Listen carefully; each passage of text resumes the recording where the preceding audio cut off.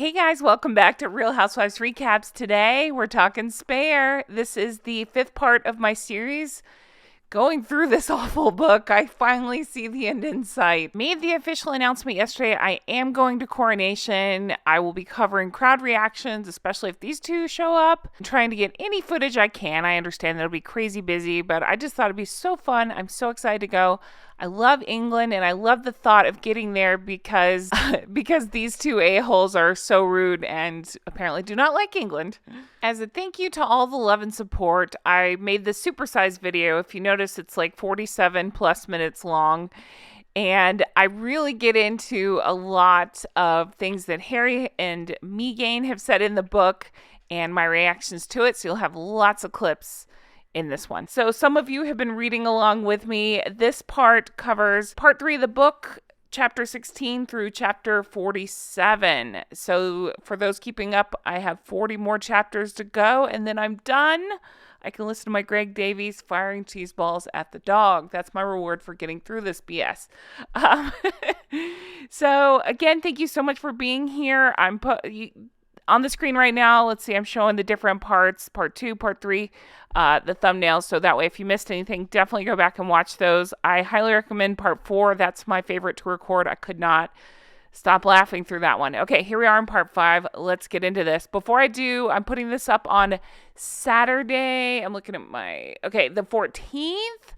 And tonight, we're going to do a live chat. 6 p.m. Eastern Standard Time. I am on the East Coast of the United States, so Google it, see what time that is for you, 6 p.m. Eastern Time. That would be 11 o'clock London time if that helped you. And jump on. You'll see a video. It says we're live or something like that. Jump on. You'll be able to hear me talk. You'll be able to comment in, and I can read your comments out loud, answer your questions. Have fun. Make fun of these people and get into whatever you guys want to talk about. All right, without further ado, let's jump into this review. You guys, my new merch is out. I'm so excited. Recollections may vary. This is my nod to the Queen because this is her fabulous response to Dumb and Dumber, aka Has Been and Meghan, when they started, kicking up a fuss, whatever, like causing trouble toward the palace. This was the palace response, aka from my queen. So I loved it so much, I made it into merch. So check it out if you're interested. I have everything from coffee mugs to stickers, notebooks, whatever you're interested in. If there's something specific you're looking for, just leave a comment and we'll see if we can get that for you. It is teespring.com/Real Housewives Recaps. I believe when you click on my video or somewhere around my video, there is a link to the merch store. So check that out if you're interested. I'm going to do my best to make this one funny. The last one came naturally. I could not stop laughing. This part of the book, I just find myself, pissed. It is so ridiculous. This is, let me just take a deep breath. Okay, let me try again. This is the part of the book where we are getting to know more of whatever version of Meg they're trying to force down our throats. We get the introduction of Meghan to the family. We get the infamous curtsy scene, Tiara Gate, differing versions of how Meg met William and Kate. Sure, why not? I mean, none of their other stories make sense or check out, so why would this one, right? Remember, they're huge fans, though, according to Has Been. I don't believe anything he says at this point. I don't even believe his name. Let's see what else. We get to what else happened in this part. The proposal, and it goes through the stuff with her dad, and then all the way up to the wedding. I stopped right at the wedding. We just got into their alleged version of events with Catherine, which I do not believe anything they say. So there's that.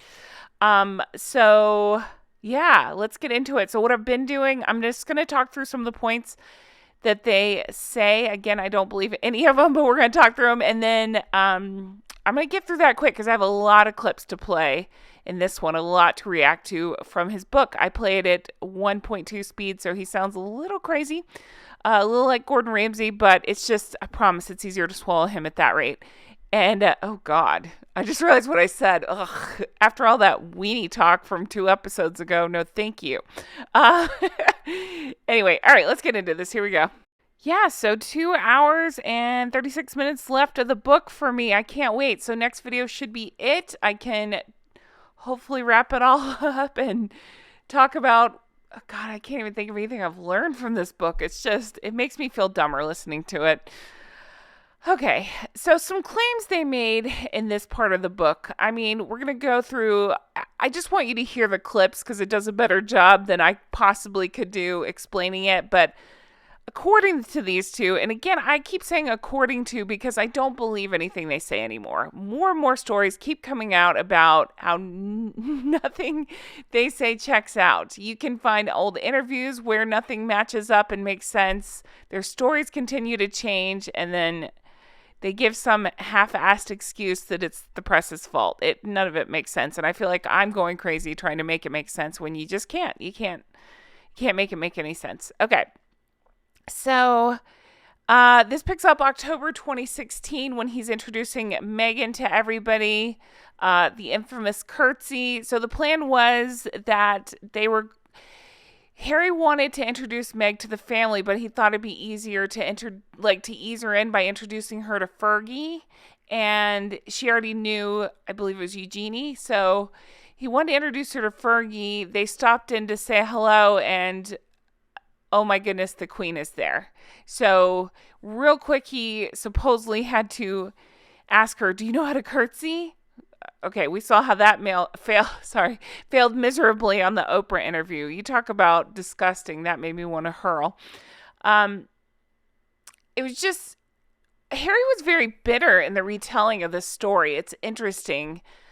He even takes time to talk about that Fergie's friend was there when this was all going on, and Fergie gave her Meghan a quick tutorial of how to curtsy for the Queen. And he all of a sudden gets this weird attitude and was pissed that some random friend of Fergie's was there. I don't understand Harry at all. I don't understand the weird details he chooses to focus on. I don't understand why he feels the need to lie every 3 seconds. At first I thought it was attention, but I truly think there is something wrong with this guy. Just my opinion, just my thoughts, but there's something wrong with this guy, and I don't believe, I bet old Megsy let him write maybe his military stuff, but then I'm thinking she picked up the pen after that, especially through these parts, especially when he goes on and on about her beauty. You guys, seriously. Send help. I think Megsy has had control of the pen. Take that however you want since then. Okay, so when Meghan met William, Harry claims that William was thrown off because she hugged him. That might be the one thing I believe from his story, because why wouldn't you be thrown off if this random stranger is hugging you in your royalty and you're just not? I mean, we've seen a million times where he is a hugger, but whatever. Maybe he didn't want a stranger hugging him. I'm not mad at that. I'd probably be thrown off too. I mean, they knocked on his door, essentially, according to Harold. And Harry makes a point to say Willie was surprised, whatever the word is he used, aghast, whatever, stepped back, even though he loved suits. You guys, he's still trying to push this narrative that William and Kate love suits. Bullshit. Characters not welcome. No, thank you. There's no way. There's just no way. It doesn't make any sense. You're telling me like two of the hardest working royals who are always at, a million events while raising 3 small children and having their family life and stuff, they have time to watch Suits. Oh, yeah, okay, I'm sure. So what's interesting to me is they go into detail about meeting William and allude to meeting Kate, but they don't give details about that the first time that she met Kate, but they implied in they straight up said that sorry, I'm jumping all over the place, that they straight up said that Meghan had met William and tried to give him this hug, okay? And that she had met Kate. Then they decided it would be a good idea to have them over and cook them dinner. Is that not the story that we were fed before? Before it was the first time I met them, I was in ripped jeans and cooking dinner. Ha ha ha. Remember on Oprah? I just feel like, again, I hate the word gaslighting, but they're gaslighting us, right? They're making us feel like we're crazy, but they keep telling us different versions of these made up stories. They can't keep their story straight, and it's crazy at this point. Harry made sure to throw a jab in that Camilla had turned his bedroom into a dressing room. Okay. I'm sorry, but you're a grown-ass man. That's up to Camilla. Like, you're trying to get us to feel sorry for you, Harold, and it's not working. Let's see. They had a calm before the storm when the news of the relationship broke, apparently. Again, according to these two yahoos. Meghan, okay, this is my takeaway from this part of the book. Okay. Again, Harold, deeply troubled, right? And obviously has huge issues with the paparazzi and the press and everything in between. Seriously, if you read this book, it's unbelievable how many jabs he takes at the press. And I'm not just talking about here and there. I'm talking about he cannot go 3 sentences without saying, but the press will spin it differently. Oh, but the evil press. He talks repeatedly. I think he calls them Tweedledum and Tweedledee, something like that. And talking about these people from the press and the press. He says it as much as he says the word Willie and as much as he talks about his own penis. But that's another story. But I say that to say it's very clear what's happening. Harold is not the brightest or bright at all and very troubled by the press. Meg has figured this out. So there's about 1 billion stories of old Maggie Poo calling up has-been and crying. Every time he tells a story of her crying, she's crying on the floor. And I had the funniest reactions before in my comments saying, who cries on the floor? We're grown-ups. Like, little toddlers that throw tantrums cry on the floor. We cry on the couch like grown men and women, right? But yeah, so every time she knows that it irks him, it feeds his hatred of the press and the paparazzi. And he even says it's his Achilles heel. She's figured it out, right?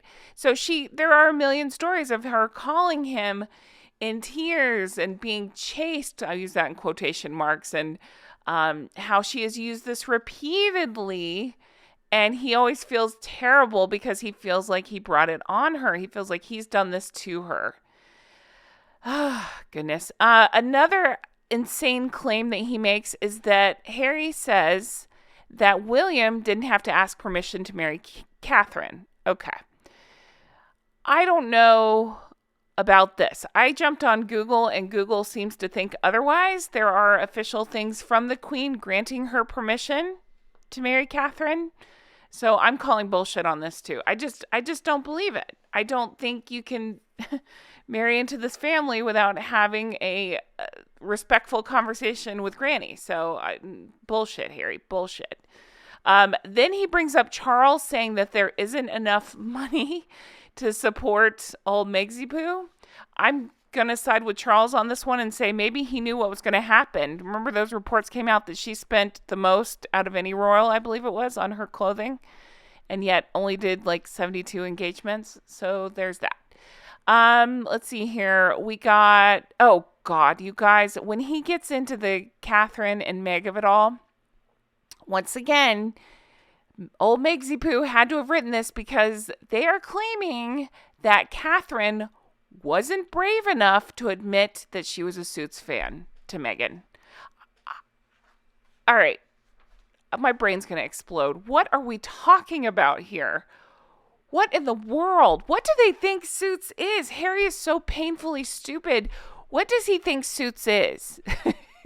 It doesn't make any sense. It's a basic cable show. I'm not knocking if you like Suits. I watch dumb stuff, but come on, we all know what it is. It's like me saying, oh yeah, Real Housewives is like a super important and educational show. No, it's bullshit. You watch it for crazy, for the drama and all. None of this makes any sense. Why am I even trying? He claims that the palace started advising the writers on Suits. Let that sink in too.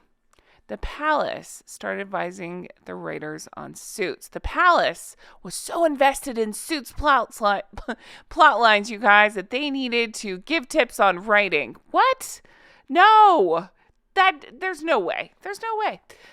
Let's see here. They start to talk about the ring and the future proposal. And then I started thinking, I heard a story that he designed this ring. He goes into detail about picking diamonds off of some of Diana's jewelry and designing this ring. But didn't she switch it? Wasn't that the story, that she had switched it for a different one, which I find kind of funny if he went to all this trouble and she's like, no, don't like it. Me switch. Let's see. Oh my God. Another line they fed us, you guys. Did you know that they are claiming that they didn't even want a wedding? They just wanted to elope to Botswana. That would have made them happy. Getting married in Botswana, just the two of them and the minister, the person that would marry them. Okay, sure. I'm sure Megsy would have gone right along with that. I'm sure both of you, right? We don't want any attention. We just want to get married in private. Even though we're discussing this in a book that is for the public consumption, right? To get you guys more attention. Make it make sense.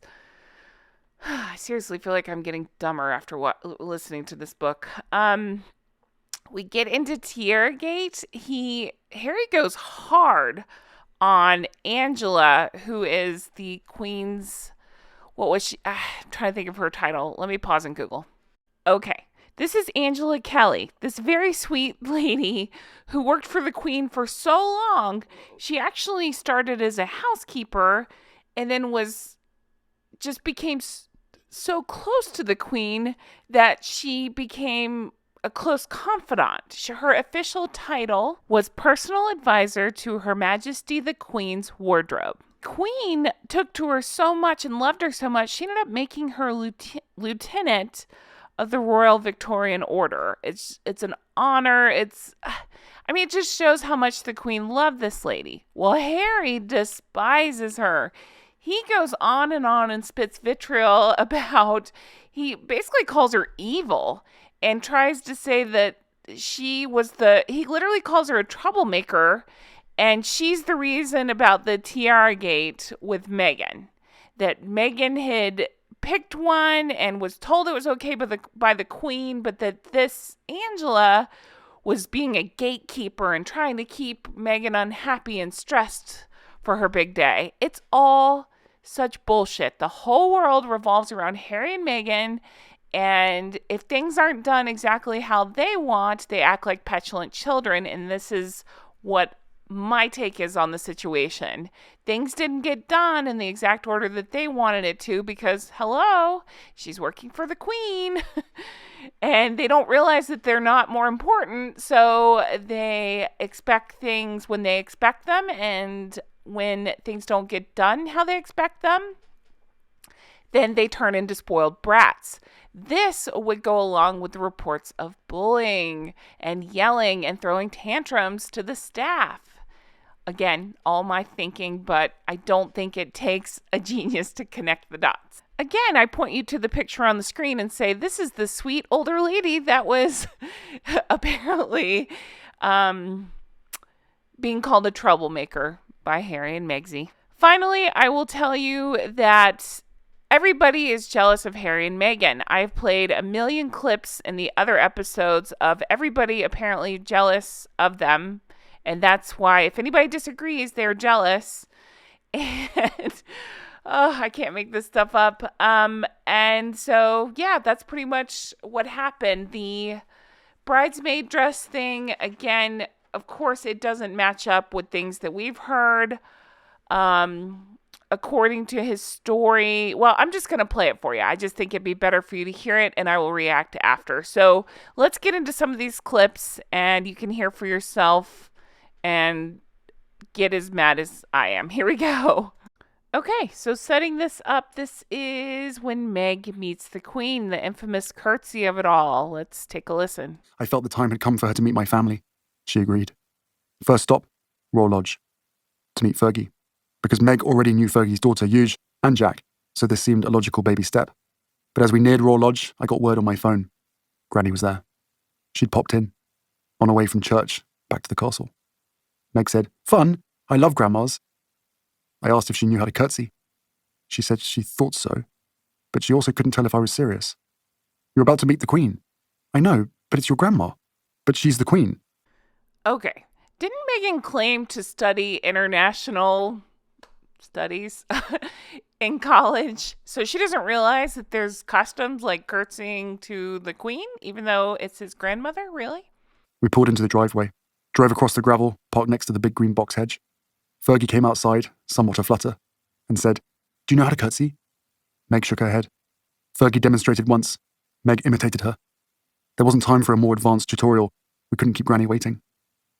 As we walked towards the door, Fergie and I both leaned into Meg, whispering quick reminders. "When you first meet the Queen, it's Your Majesty. Thereafter, it's just ma'am. Rhymes with ham. Just whatever you do, don't talk over her," we both said, talking over each other. We entered the large front sitting room, and there she was, Granny, the monarch, Queen Elizabeth II, standing in the middle of the room. She turned slightly. Meg went straight to her and dropped a deep, flawless curtsy. Does anyone else believe this is what happened? She dropped into a flawless curtsy? Then what was that crap on the Oprah interview? "Your Majesty, pleasure to meet you." Hughes and Jack were near Granny, and they almost seemed to pretend not to know Meg. They were very quiet, very proper. Each gave Meg a quick kiss on the cheek, but it was pure royal, pure British. Okay, I have not edited this at all. This is the very next part, or the very next line that comes up in the book. I want you to listen to what I was talking about earlier. He's talking about the moment that his future wife is meeting the Queen, his grandmother, and how it should have been a big event. This is what Harry, good Lord, chooses to focus on. Take a listen. There was some bloke standing to the other side of Granny, and I thought, bogey at 12 o'clock. Meg looked to me for a clue as to his identity, but I couldn't help. I'd never seen him before. Hughes whispered into my ear that he was a friend of her mum's. "Ah, okay." I looked at him hard. "Brilliant. Congratulations on being present for one of the most consequential moments of my life." You could not convince me that that was not written by Meghan. She would talk like that. "Congratulations for being here in one of the most consequential moments of my life." It just doesn't make any sense. And then this just anger toward this guy that's a friend of Fergie's that happened to be there. Because heaven forbid, the whole world revolves around Harry and Meghan. Heaven forbid anybody else be there. The next clip is from the first time Meghan met William. So again, contradicting that they met when she cooked dinner for William and Catherine.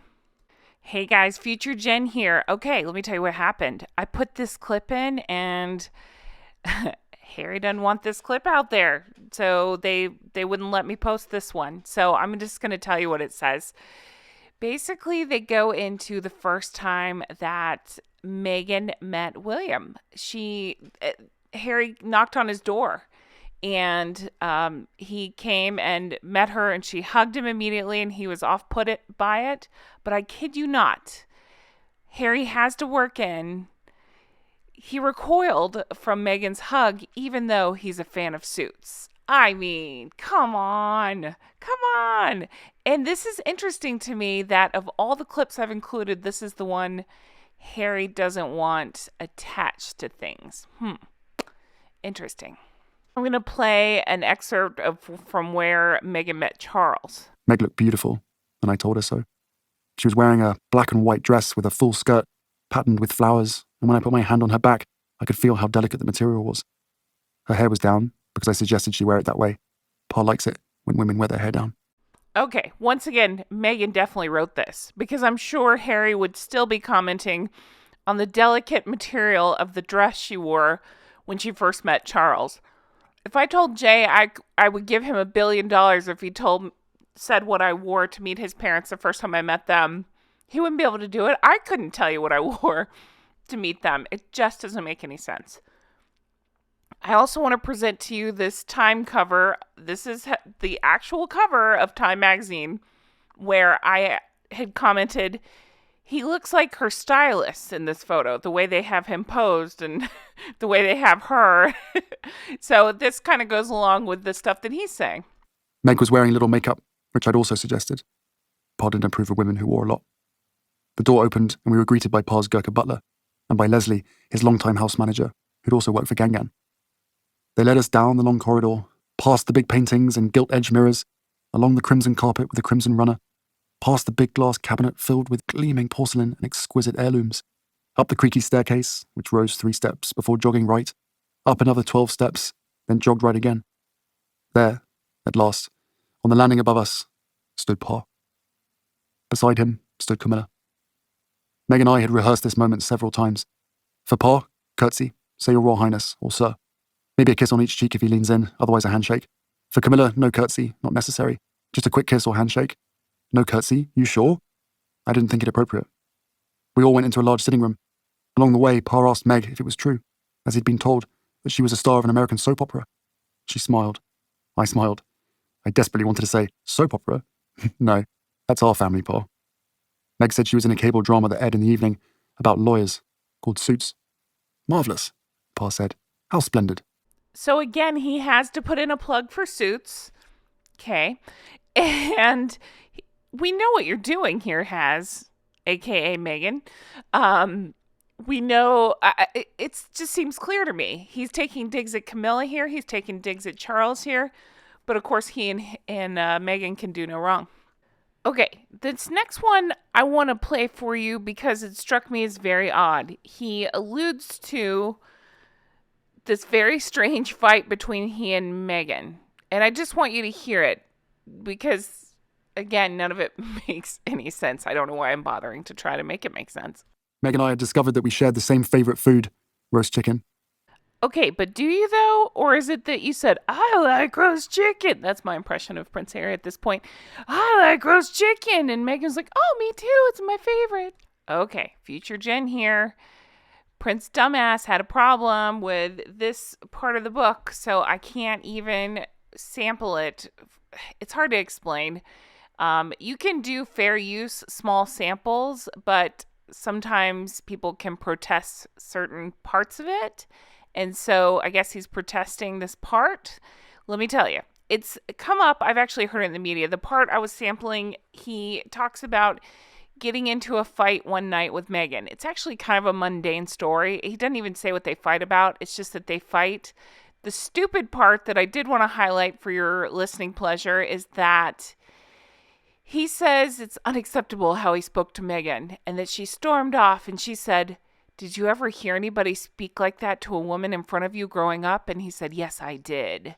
So planting the seeds that everybody in the royal family are terrible people and whatever they're trying to say there. It's awful to hear. It's awful. It's just awful how they're spinning everything. Like a couple had a fight before their wedding. Okay, the next one. Oh boy, it's what Meghan gave up to be with Harry. Here we go. It meant we now had a few more very big steps ahead, like moving in together. I asked if she'd consider moving to Britain, moving into Notcott with me. We talked about all that would mean and how it would work and what she'd be giving up. We talked about the logistics of winding down her life in Toronto, when and how, and above all, for what exactly. I can't just leave my show and quit my job to give it a shot. Would moving to Britain mean a forever commitment? Yes, I said. It would. You guys, she'd be giving up so much. She was on this incredible show, Suits, that apparently all of the UK was obsessed with, especially Kate and William. I mean, how would they cope not seeing their... I can't even get through that. How would they cope not seeing their favorite character on Suits? Their jaws would hit the floor because that's the only thing he can think to say in any of those situations. Their mouths were open. Their jaws were open when they realized she was on Suits, their favorite show. It doesn't make any sense. So the next part I want you to hear is his reaction when Charles wasn't overly thrilled about things with Meghan. Listen to the spoiled brat's response to Charles's concerns. I turned to Willie, gave him a look that said, you listening to this? His face was blank. Pa didn't financially support Willie and me and our families out of any largesse. That was his job. That was the whole deal. We agreed to serve the monarch, go wherever we were sent, do whatever we were told, surrender our autonomy, keep our hands and feet inside the gilded cage at all times, and in exchange the keepers of the cage agreed to feed and clothe us. Was Pa, with all his millions from the hugely lucrative Duchy of Cornwall, trying to say that our captivity was starting to cost him a bit too much? Besides which, how much could it possibly cost to house and feed Meg? I wanted to say, she doesn't eat much, and I'll ask her to make her own clothes, if you like. It was suddenly clear to me that this wasn't about money. Pa might have dreaded the rising cost of maintaining us, but what he really couldn't stomach was someone new dominating the monarchy, grabbing the limelight. Someone shiny and new coming in and overshadowing him, and Camilla.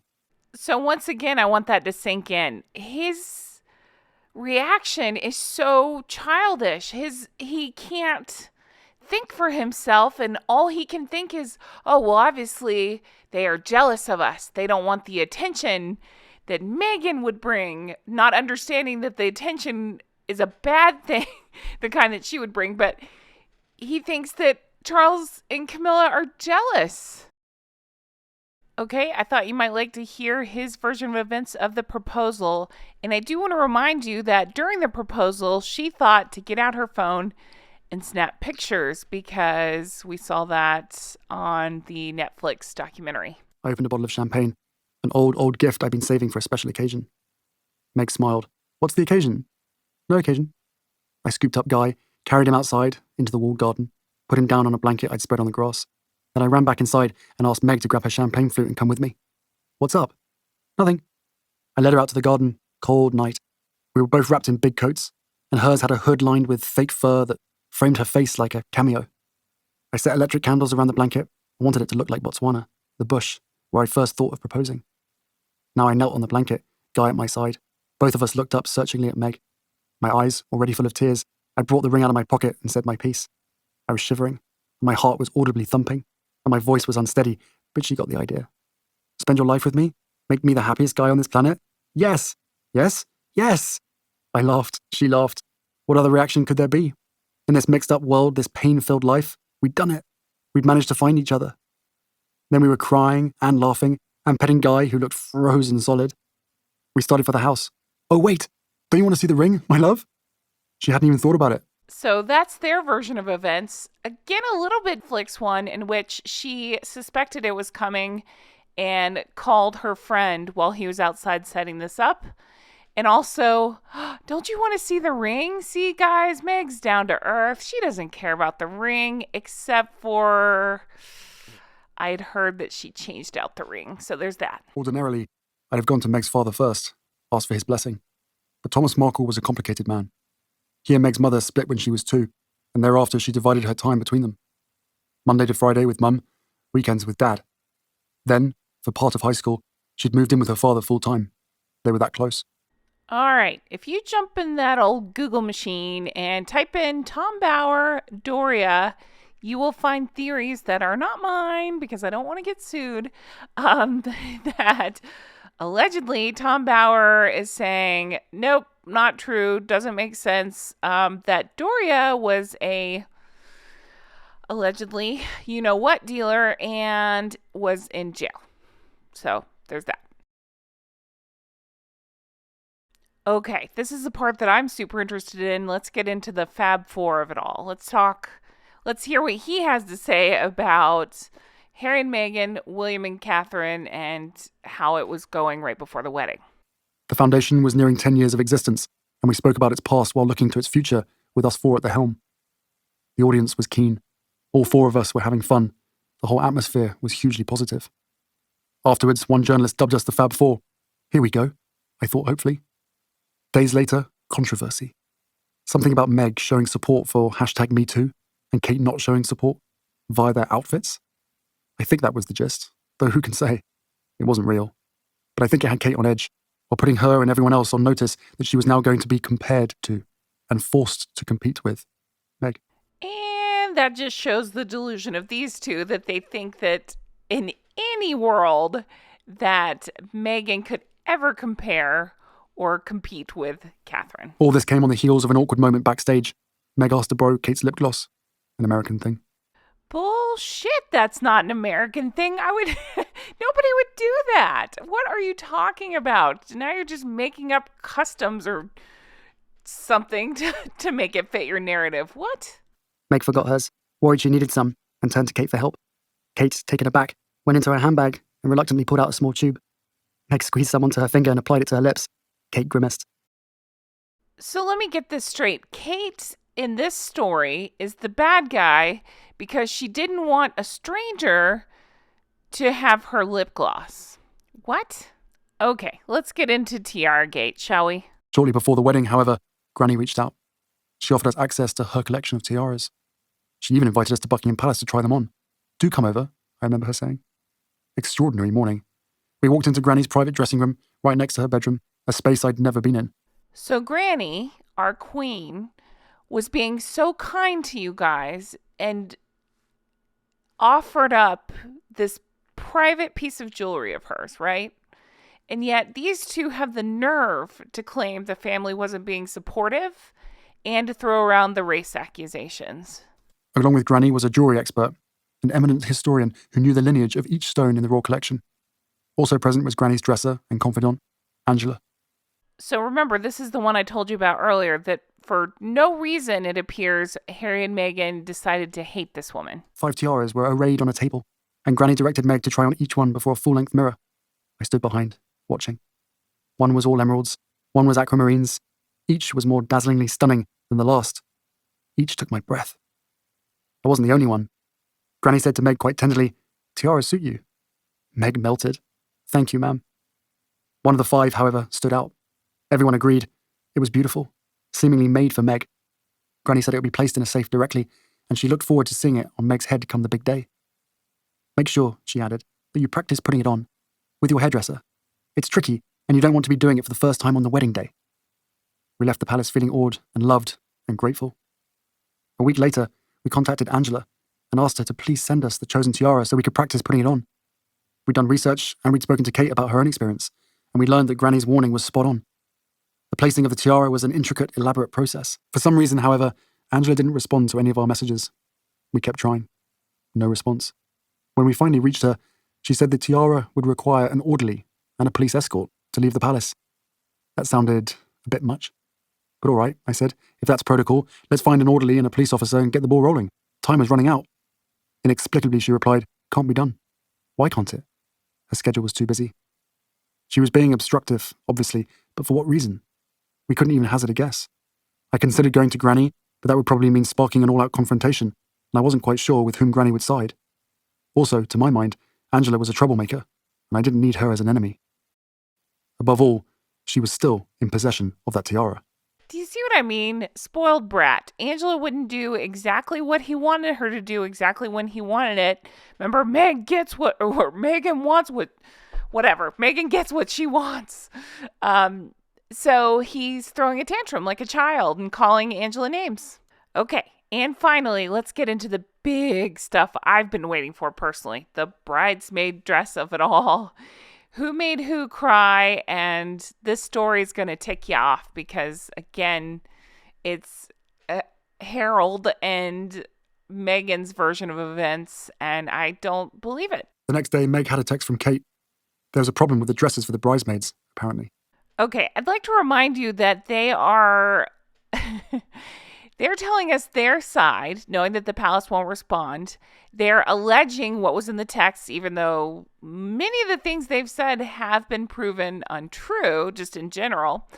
And they're revealing supposed text messages. And isn't that what they disowned the father over? Wasn't that their complaint the whole time? People putting out stories about them? None of it makes sense. They needed altering. The dresses were French couture, hand-sewn from measurements only, so it wasn't a big shock that they might need altering. Meg didn't reply to Kate straight away. Yes, she had endless wedding-related texts, but mostly she was dealing with the chaos surrounding her father. So the next morning, she texted Kate that our tailor was standing by, at the palace. His name was AJ. This wasn't sufficient. So that's Haz and Megsy adding in what they're alleging went through with the text, which I don't believe, and then just that little quip right there, like, that wasn't sufficient. Oh, yeah. Okay, I'm sure Catherine's the demanding one between Catherine and Meghan. They set up a time to speak that afternoon. Charlotte's dress is too big, too long, too baggy. She cried when she tried it on at home, Kate said. Right, and I told you the tailor has been standing by since 8 a.m. Here, at KP. Can you take Charlotte to have it altered, as the other mums are doing? And can I share text messages and come off like a pompous ass like I'm doing? No, all the dresses need to be remade. Her own wedding dress designer agreed, Kate added. I don't believe any of this is true, but let's say it is. It was so bad that Kate had to get her own wedding dress designer in to salvage this mess that was clearly put off to the last second and not handled correctly, and yet Meghan is somehow trying to blame Kate for this. Catherine, excuse me. Meg asked if Kate was aware of what was going on right now with her father. Kate said she was well aware, but the dresses. I want to put this in here and tell you, do a little Googling on this, because the dressmaker has spoken up, and while I wish they would have said more, they are trying to be diplomatic in the thing, but I personally believe, when you read the story, that he is dropping hints that Meghan was the difficult one. I know, I love my Catherine, so I'm going to defend her, but seriously, he says he will not say whose fault it was, basically, but he doesn't mind saying that everything was put off to the last minute, so it was chaos and basically a big old mess, and that he's upset because he stepped in he stepped in and fixed the dresses at the very last second, and it didn't need to be that way. I took that as him saying Meghan didn't give an F about anything but herself, and just didn't think about what a pain it would be for everybody to drop everything at the last minute and have these dresses altered, and that everybody did cooperate, but that Meghan was extremely difficult. Again, that might be me reading into it, but I encourage you to do some Googling and think about it and see what you say. And Kate had other problems with the way Meg was planning her wedding. Bam, right there. That tells me Prince Harry did not write this. Think about that sentence right there. Kate had other problems with the way Meghan was planning her wedding. That is Meghan writing that. Harry would say our wedding. That is Meghan. Something about a party for the Page boys. The Page boys? Half the kids in the wedding are from North America. They haven't even arrived yet. It went back and forth. I'm not sure what else to say. If the dress doesn't fit, then please take Charlotte to see AJ. He's been waiting all day. Fine. A short time later, I arrived home and found Meg on the floor, sobbing. So here we are again. Nutmeg is so upset she can't even stand up to cry. She has to lay down to cry. Okay. I was horrified to see her so upset, but I didn't think it a catastrophe. Emotions were running high, of course, after the stress of the last week, the last month, the last day. It was intolerable, but temporary. Kate hadn't meant any harm, I told her. Indeed, the next morning, Kate came by with flowers and a card that said she was sorry. So right there, you guys, I'm banging my head against the wall. Okay, right there, by saying that, Kate came by with flowers and a card. Could it be that Catherine was trying to make nice with her sister-in-law? Not that she did anything wrong, but she was trying to be a bigger person. Meghan, takes that as, Kate's all wrong, I'm all right, problem solved. I just find it funny that earlier in the book, Harry kept on about Camilla and her spin doctors, and yet here we are. Everything is spun to fit Harry and Meghan and their narrative that it's them against the world and everybody's mean to them and nobody supported them, right? Simple misunderstanding, I told myself. Do you see where they're going with this? Look how gracious they are, you guys, to forgive Catherine for whatever supposed trespasses that she may have done there. It's ridiculous. Well, guys, that's the end of this portion of the book that this is where I stopped. It's the night before the wedding, and so I thought we'll cover that and whatever else they have left to say in the next episode. Let's see here. I had left off on chapter 47, so I have 40 more chapters to go. But we can do this. We'll get through it. I hope you enjoyed this supersized episode. Just my way of saying thanks for everything and for being here and for being so wonderful to me. I really appreciate it. Join us for chat tonight. It's at, today is Saturday, in case you're hearing this a different day, Saturday the 14th. It's at 6 p.m. Eastern time. So that's 11 o'clock if you're in England. But I hope you guys have a great day, and I can't wait to talk to you, and I will talk to you again soon. Take care. Bye-bye.